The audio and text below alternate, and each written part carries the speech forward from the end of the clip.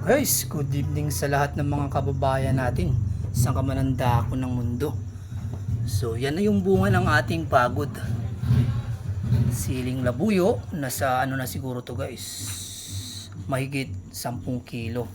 Tapos nakakapag-harvest na rin tayo ng ating tanim na sitaw, saka ampalaya, saka pipino.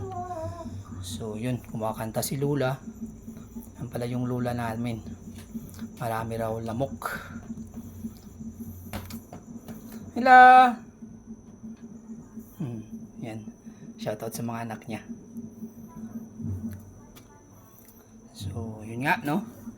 So, last nating harvest is hindi pa umabot ng 10 kilo. Siguro ito is aabot na ng 10 kilo.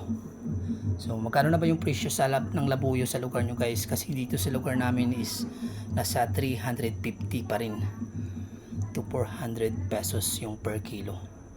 So kung aabot siya ng 10 kilo is ibig sabihin kikita tayo ng 3,000 na makakapagbili na rin tayo ng ng abono sa kapang spray sa ating pananim. So yun, advance Happy New Year muna sa lahat, and ingat tayong lahat kung saan ka man ang dako ng mundo. God bless and have a safe sa lahat. Bye!